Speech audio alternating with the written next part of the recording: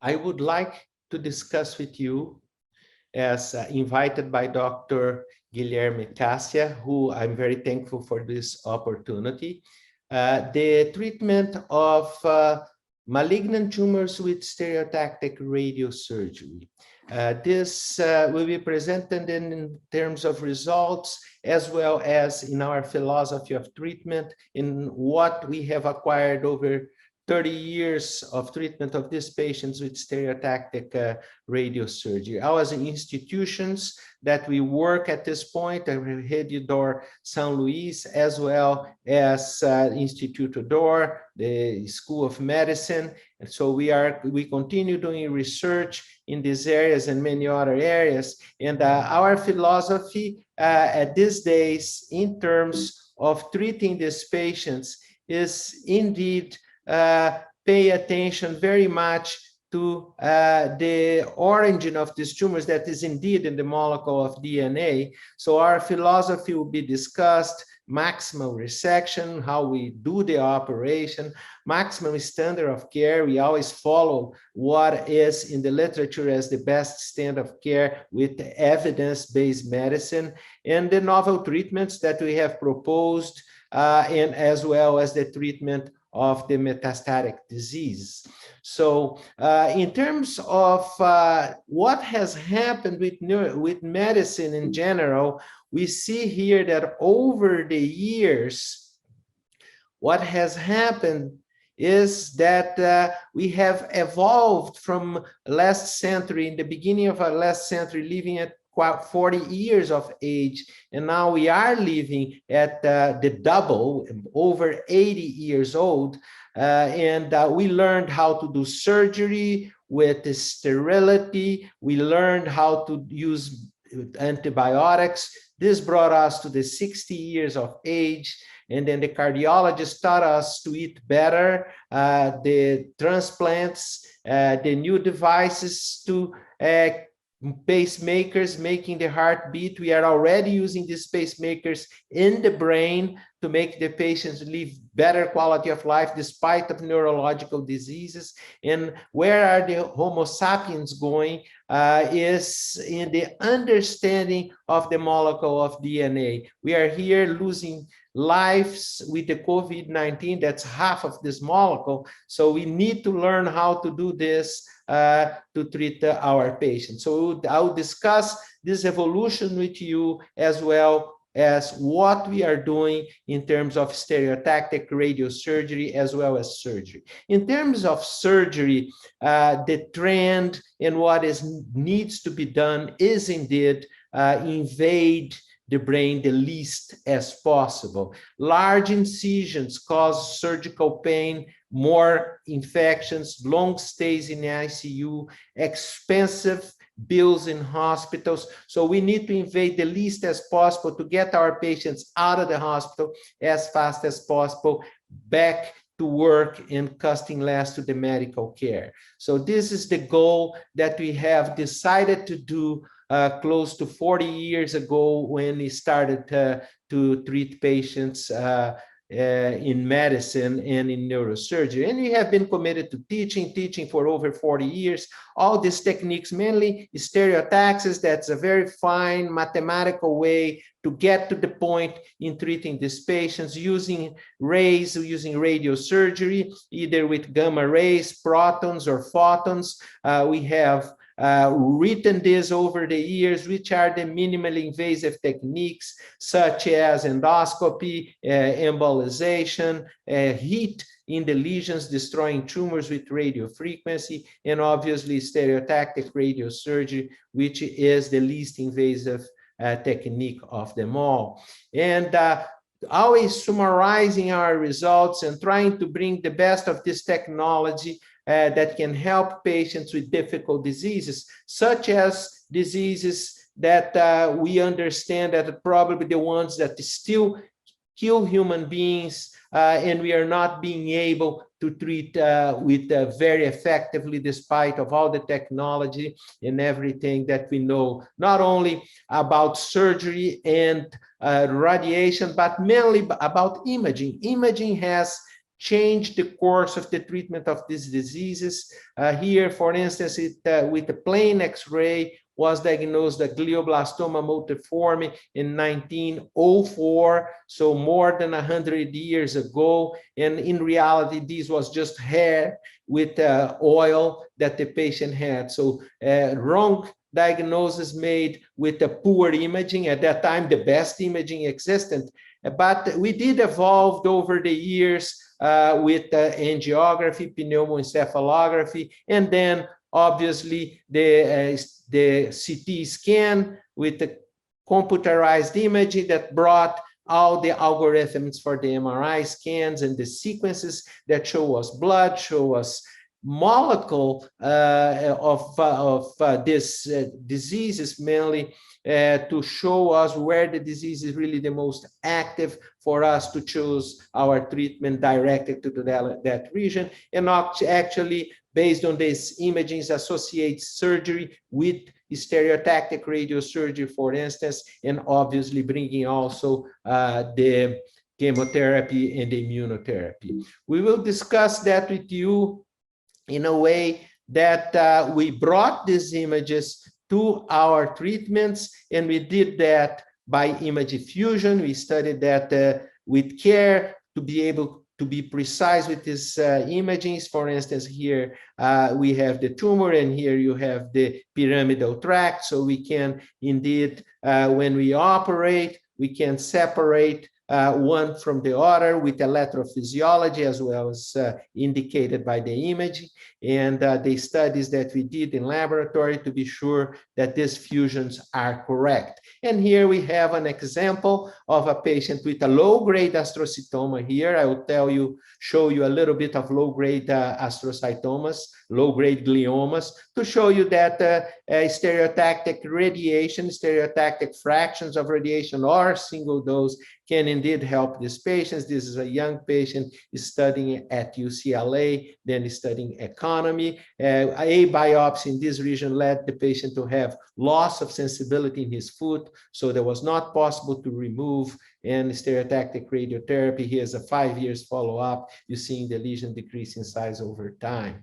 So this is an example of a solid low-grade astrocytoma, here a cystic low-grade astrocytoma, also responding to stereotactic radiotherapy, in this case here in the speech area, and difficult to remove. Here we have a fractions of radiation in the conventional way that now is all moving, because of this precision, we are moving to hypofractions and having outstanding results. Here again, a low-grade glioma, a optic glioma treated with stereotactic radiotherapy in a 42-year-old patient, and we improving the vision of this patient. First, we had tried to remove the lesion, made a biopsy of it, confirmed the diagnosis, do then the stereotactic radiotherapy, and seeing this lesion almost disappear in the patient with a better vision. So these are modern treatments of these patients. Modern treatments here,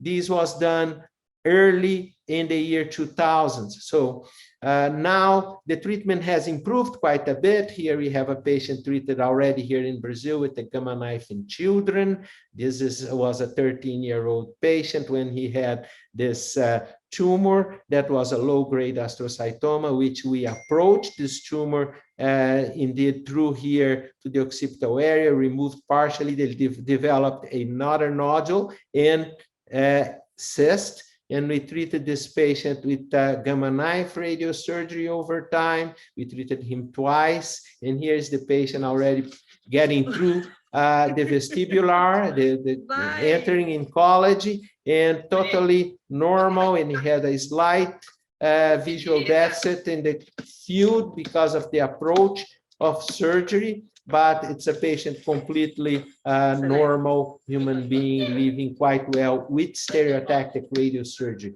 This concept is important because we treat children with focused radiation. It's not the radiation therapy of the past that really caused problems for these children. This causes no problem. In reality, cures this patient quite well.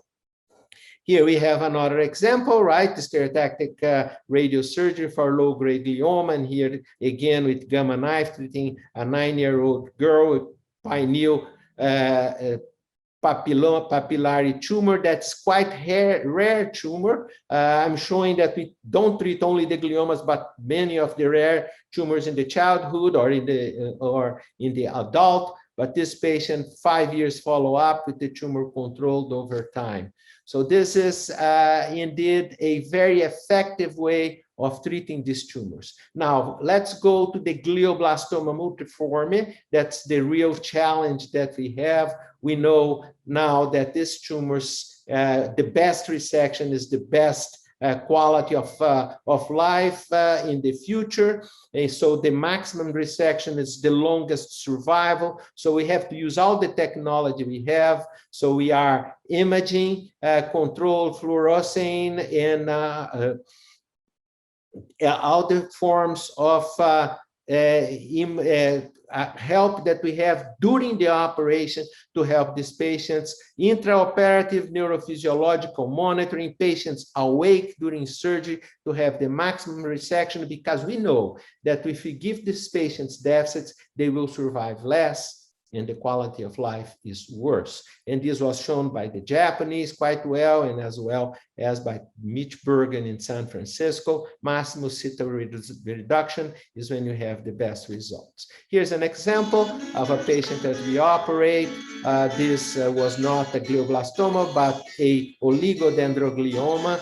And Dr. Wayo had shown that the oligodendroglioma works in a different way of the glioblastoma multiforme. Well, we removed this patient in his dominant hemisphere. He was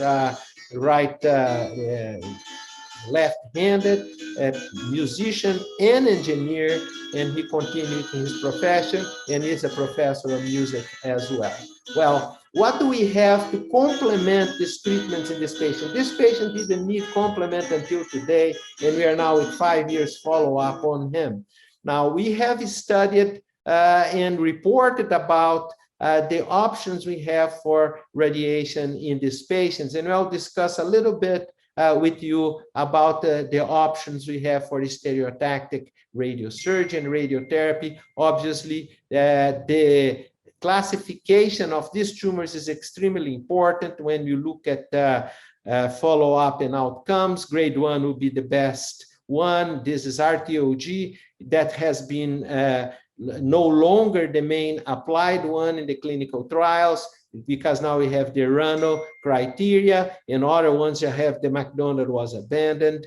And so now we have the most modern ones, but this shows well that each glioblastoma multiforme, depending on its histology and depending on the age of the patient, 70 years old, here you're going to have a worse result, will be then the grade 6 level of treatment with any kind of treatment. Well, maximized radiation was already done by the radiation oncologist, and if you go beyond 60 gray fractions, we now start to have toxicity. We can offer 90 gray with stereotactic, the equivalent of 90 gray. So stereotactic radiosurgery can do quite better in terms of focusing radiation and radiobiological way in these tumors than you can do with the fractions of radiation. Here we start to have radiation necrosis throughout the brain. The fields are very large, and this is the maximum you can do. Well, Lamore has shown that if you give 90 gray, you can sterilize a glioblastoma multiforme, but you have so much necrosis that the patient doesn't survive, despite of the tumor had completely disappeared. This is data of 1988. This is old data, but shows to you the high dose do help in the treatment of these patients. Here we go using knowledge of stereotactic radiotherapy. If you give a single dose, as I said to you, is extremely more effective than if you fraction radiation, and you can really have a cell kill that's very high. If you can focus well, and if you can focus with PET scan helping, for instance, in the area of the tumor that is most active, now you can have some good results on that, and that we can show in the data That is, I will show to you in the next slide, why we fail with this type of treatment. Here we have results with molecular imaging showing us where the tumor is, and the results without molecular lesion. And why we fail in these tumors, glioblastoma multiforme? We all know that these tumors is spread, and spread well throughout the brain in many ways. It spreads throughout the vessel. You see the cells of the tumor spreading throughout the vessels, throughout the axons. It follows the axons, the axons tract, the subpial, and can go through the pia mater, and it goes through the white matter tracts and through the neuron. So it's a spread that's extremely effective for these patients, and therefore, if we use any technique that is not taking all these cells, we will fail. And we know that that the glioblastoma multiforme failed to all therapies we have. Hochberg in 1980s already said we have to go 2 centimeters beyond the imaging you have, and now we have a flare, we have T2, we have other ways of trying to define the margin. The margin before was defined by enhancement, but now we can give a margin that's much higher, and still we can fail because it does travel way beyond it through the pathways I showed to you. Now, several trials have been done with the high-grade gliomas, including several chemotherapies in the past. And this is historical data showing to you how we can, with stereotactic radiation, improve the life of these patients and the survival if we associate with chemotherapy. Alone, it doesn't make much of a difference. So, and I will discuss with you where we arrived giving the maximum dose as possible. There's a trial we did, this published in 1998, very, very old data. We got to the maximum dose, and we didn't achieve better survival in our patients despite of very high dose. And actually, I believe that we caused more necrosis, and the patients didn't do well, even when I compared glioblastoma multiformes with anaplastic astrocytomas. They had the same survival using those very high doses. Therefore, the use of radiosurgery for glioblastoma multiforme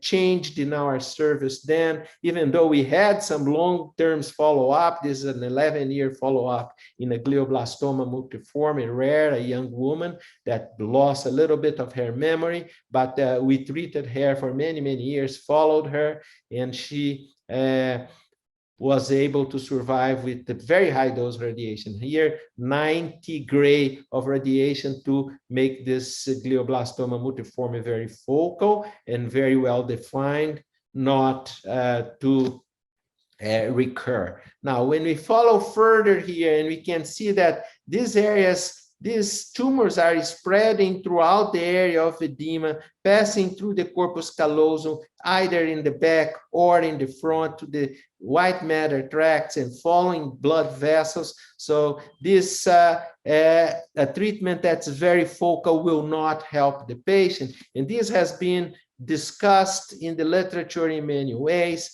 For instance, here is a publication in which we could see that this treatment showed that there was no improvement in this pivotal trial that occurred done by the RTOG. We see here that using stereotactic radiation associated with radiation therapy, there was no improvement. This was really a way of making us decide that we would not bring stereotactic radiosurgery up front in our patients, just because we wanted to learn a little bit better what is the chemotherapy and the immunotherapy in these patients. Because if we kept on doing stereotactic radiosurgery, we got very confused with imaging, because we didn't have a good imaging to differentiate what is radiation necrosis and what is stereotactic radiotherapy effect on these patients, what is recurrence. So here we have a tumor that we can remove very well in irradiated tumor bed, and you can get some results.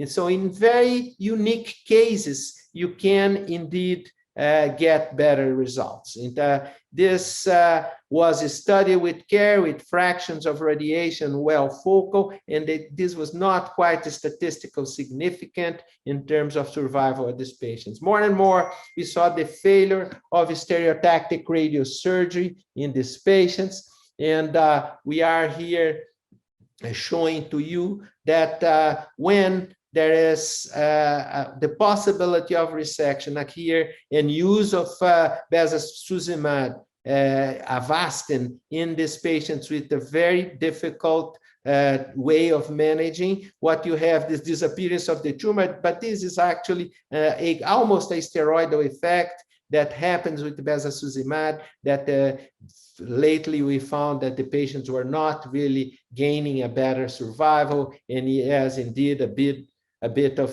better quality of life when we use this drug. Well, this evolved using the imaging with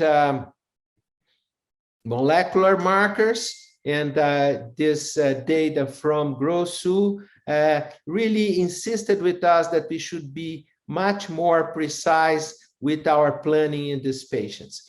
Well, these two protocols in 2005, and this became the standard of care, and the prognostic genetic markers appeared, right? The IDH, MGMT, and all the other ones that are more and more directing us how to treat these patients with chemotherapy. Another strategy with stereotactic radiosurgery that has not become popular is trying to not treat the mass itself, but the pathway with radiosurgery, basically sterilize the pathway where the tumor would progress, and apparently some patients had a little longer survival in this group from Southern California. Well, radiation has some interesting effects. One of them is the abscopal effect, and this brings me now to run through you to our results in metastasis. But here, the future directions with malignant gliomas, we have target definition has to improve, SPECT, PET, and other imaging sequences, and dynamic tumor studies that we will discuss with you a little bit later in metastasis, and new agents associated with radiation. We see that patients that you do temozolomide congruent, for instance, with the radiation, you have better results, and obviously trying to develop immunotherapy for these tumors based on their immunological makeup.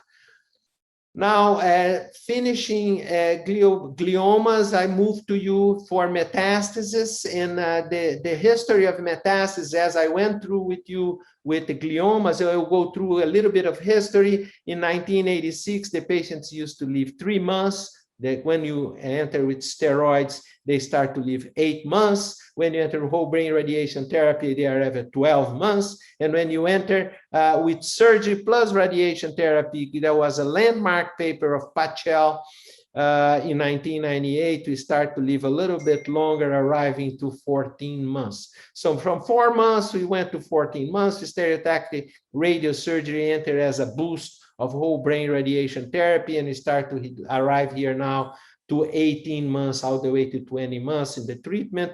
And now we are treating multiple metastases, a bit more than 5 lesions with stereotactic radiosurgery associated with the checkpoint markers. And the patients now are living 2 years, 3 years, 4 years, 5 years more, including examples of melanomas living very long time because of the possibility of treating these patients with immunological checkpoints.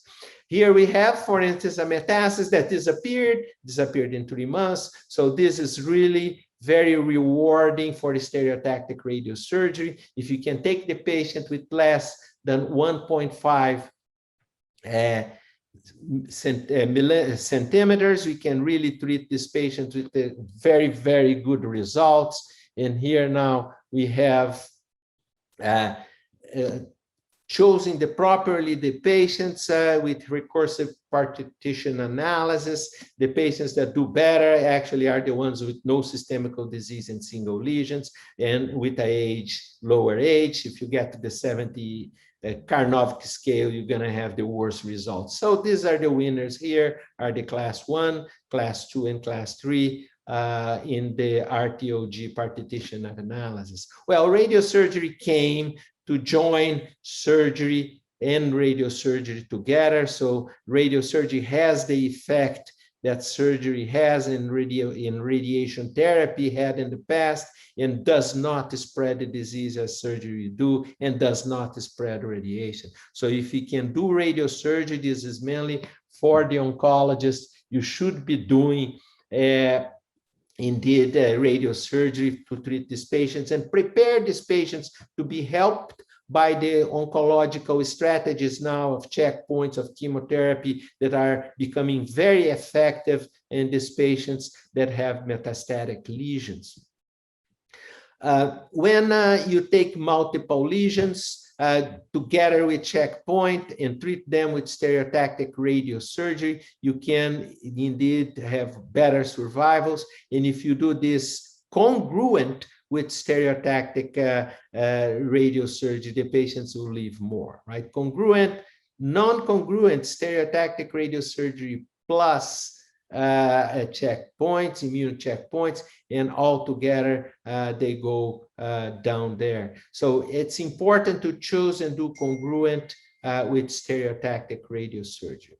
Well, moving further here, surgery, when you do surgery, always when the patient has mass effect. You know, surgery is excellent for you to treat a mass effect, and that is extremely important that you operate on the patient because the quality of life really improves. If you get Karnofsky scale of in terms of 60 and you operate on the patient, you can bring them to 100, you can treat them appropriately with the radiosurgery as well as with stereotactic radiotherapy, or with associating with the chemotherapy and immune checkpoints. So it was compared surgery with radiosurgery. There's no point on this. These are two techniques done by neurosurgeons that should be done together. And neurosurgeon can decide when to operate on the patient, when to add stereotactic radiotherapy in the border. We have to be minimalist in these operations, and we can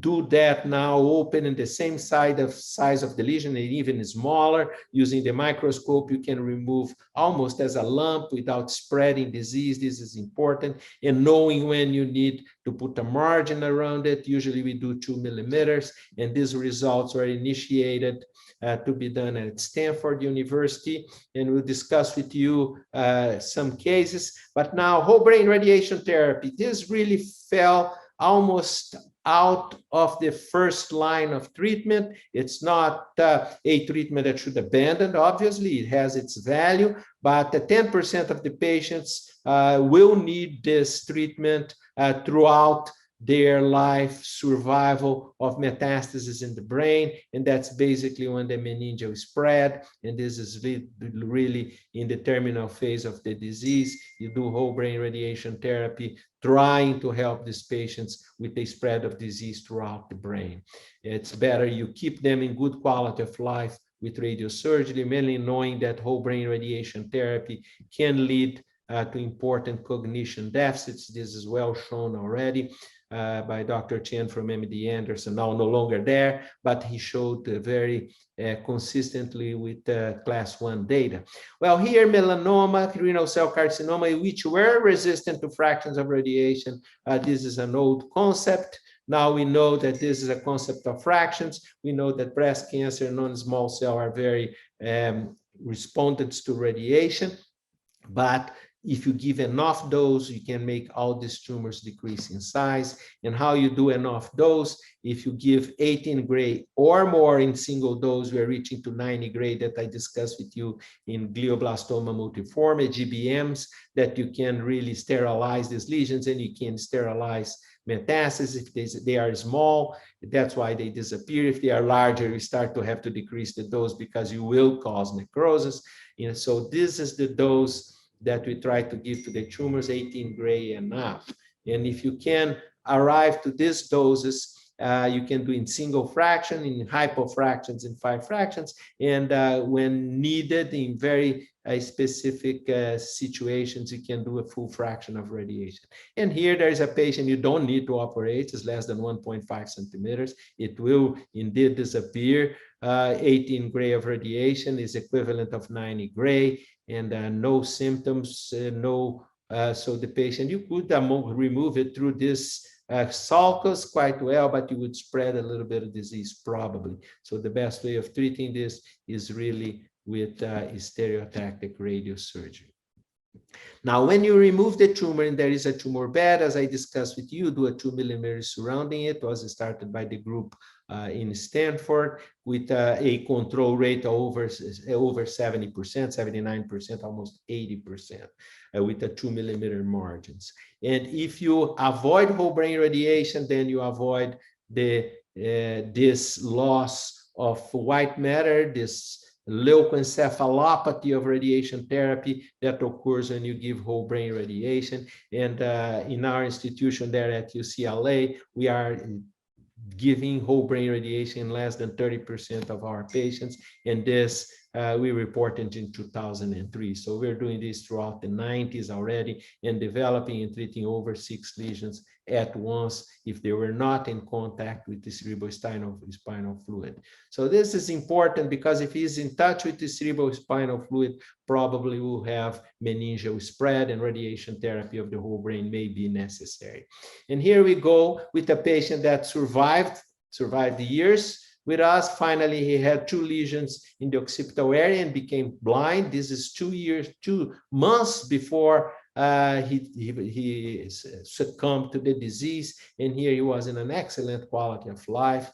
And we are then avoiding patients to have whole brain radiation therapy at that time. Cost analysis, this was well done in the literature. If you treat radiosurgery, it's way less expensive, not only less expensive than surgery, which is almost 10 times less expensive, but it's also less expensive than whole brain radiation therapy, because if you save in personal visits in the hospital and use of time of machine for radiation therapy. So single dose radiation now is indeed the choice for metastatic lesions. The approach in brain metastasis, surgery of mass effect, radiosurgery up to plus 10 plus lesions are done. Frameless, you can do in more than one day.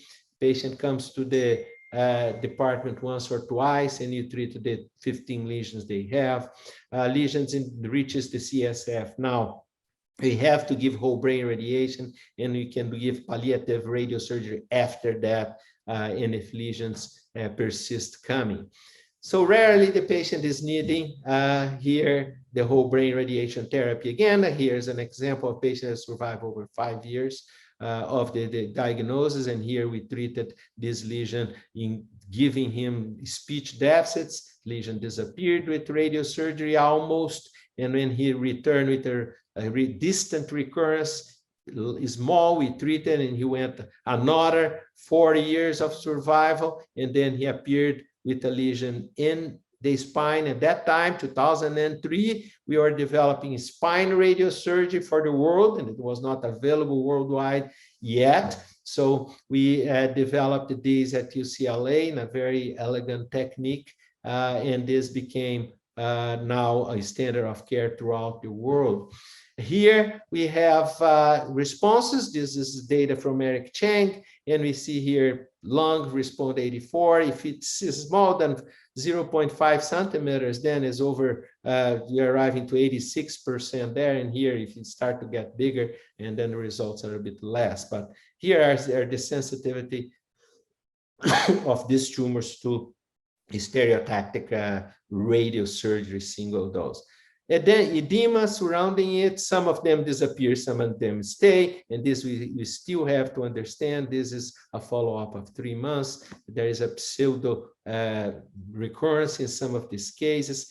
Now, the imaging to show us what is radiation necrosis and what is tumor recurrence is still very difficult. Here is subtraction showing a recurrent lesion. So this has been evolved to what we call today TRUM. This was published here in 2016. TRUM is now being available commercially by Brain Lab, and they will discuss that a little bit. Now, if you give few fractions of radiation, it became extremely effective in treating patients with very large lesions using, for instance, the gamma knife. And we have some very good experience in large lesions in which we could treat with stereotactic radiosurgery, 2 doses of 12 gray or 11 gray. You can make these lesions really disappear. So this becomes a new approach to treating these patients, right? If you use now